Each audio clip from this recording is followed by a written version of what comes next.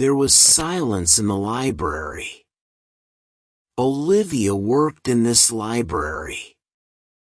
She cleans the library and sets the books on shelves. She was 20 years old and a pretty girl. One day, a strange-looking old man came into the library. He wore big glasses. He went inside and started to search for a book. Then he took out a very old book. The book was so old that some pages were moth-eaten.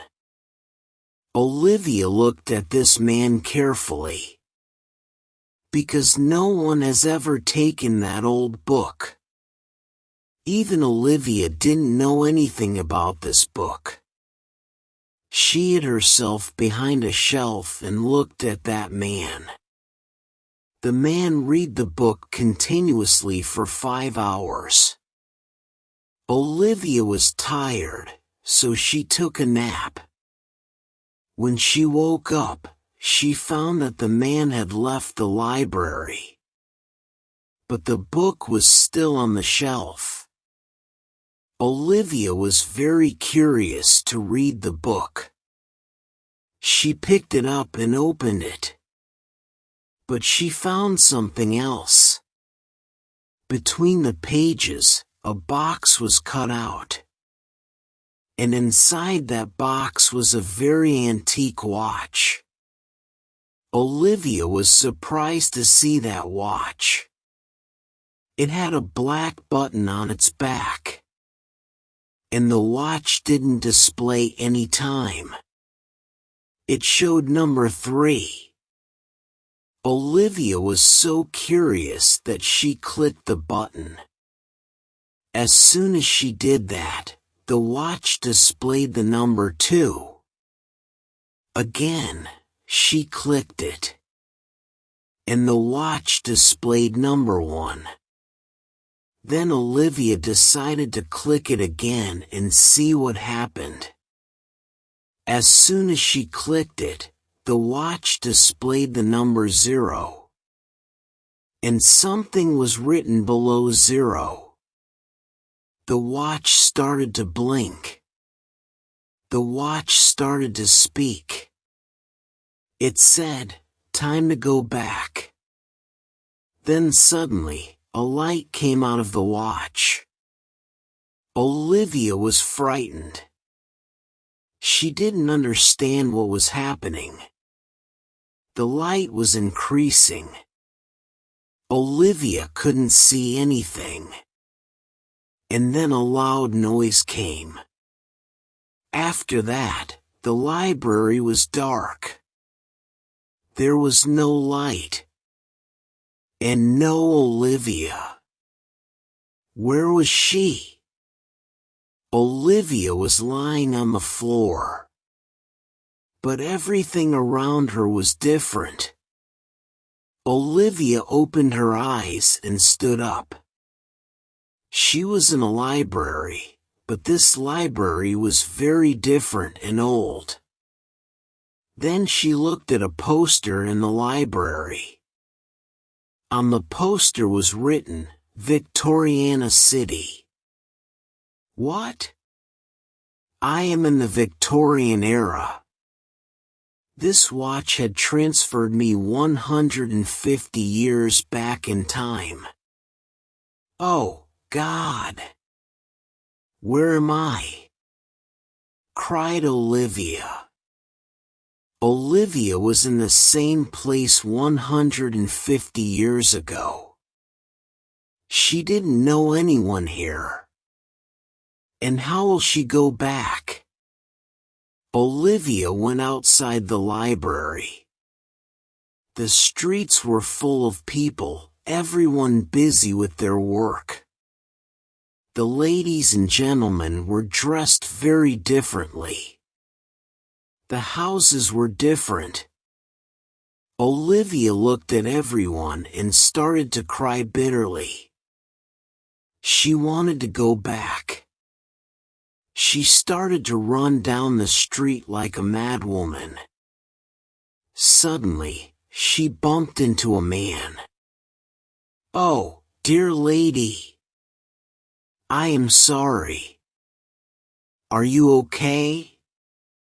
asked the man. "Help me. Please help me," replied Olivia. Okay, just calm down and stop crying. "Tell me what happened and how I can help you," asked the man. "I am lost. I want to go back home," replied Olivia. "Oh, I see, you are lost. My name is Jack. Tell me your name." "My name is Olivia. I don't belong in this era. I am from the 21st century." "What? Are you joking, miss?" Jack laughed. "I am not joking. Look at me. Do I look like I belong here?" Olivia responded angrily. That was true. Olivia was wearing clothes from the 21st century. Her hairstyle was different. She spoke differently. Jack looked at her. He thought she might be telling the truth. "Okay, so tell me how you came into this era," asked Jack. Olivia told him the whole story of the old man and the watch. Jack was surprised. "Look, Olivia, I believe whatever you are saying. But no one here should know this. Or else they will capture you. First, we should change your clothes because they are attracting so much attention. Don't talk to anyone whenever possible. If someone asks who you are, tell them you are my girlfriend. I know this sounds very weird. But you are very pretty and other men might be interested in you." Olivia looked into Jack's eyes. She trusted him. They both went to a shop and bought a beautiful dress for Olivia. Then they had lunch together. After all this, both of them went to a park. They talked a lot. Olivia told him about the modern world. The schools, colleges, universities, technology, and people. Jack was really impressed by the way people in the 21st century live. Jack told her about the Victorian era. The kings and the queens, their lives. They spent the whole day together. Jack showed her some wonderful places in the town. While spending time with Jack, Olivia forgot about her past life. She was happy with him. Jack, too, was happy with her. At night, Jack brought Olivia home. It was a nice, small house. He showed her her room. She went to bed and fell asleep. The next morning, Jack prepared breakfast for Olivia. Olivia was surprised by his cooking skills. She loved the food. Again, they went out and spent quality time with each other. Jack took her on a boat trip. Olivia was so happy to be on the boat with him. She thanked him for making her day so special. Then suddenly, Jack took her hand. "Olivia, I am so glad that I met you. I really want to spend my whole life with you. I love you, Olivia. Each moment that I spend with you is very special to me. I know we both are from different eras, but I feel a strong bond with you, said Jack. I love you, too, Jack. I want to be with you. But my family must be waiting for me. I don't belong here, Olivia said, crying. Don't cry, Olivia, please. We'll find a way to send you back. Wait, where's the watch? Asked Jack. I don't know. Last time it was with me in the library, replied Olivia. Then let's go find it. Maybe you can go back again, said Jack. I want to go back, but not without you. I really love you, Jack, cried Olivia. Then I will come with you. I am ready to leave everything behind for you. Let's find that watch, replied Jack. Both of them went to the library. They searched for the watch. And they found it. Olivia was holding it in her hand. She told Jack about the button. Jack said that they both would hold the watch, and Olivia would press the button. Olivia prayed to return home with Jack. She pressed the button. Light came out of the watch. Jack was holding Olivia's hand tightly. But the light grew so much that they couldn't see each other. Then a loud noise came. And after that, there was silence. There was darkness all around. Olivia was lying on the floor. She woke up and found herself back in the library of the 21st century. But where was Jack? She stood up and started looking for Jack. She shouted for Jack. Jack, Jack, where are you? Cried Olivia. Olivia was crying bitterly for Jack.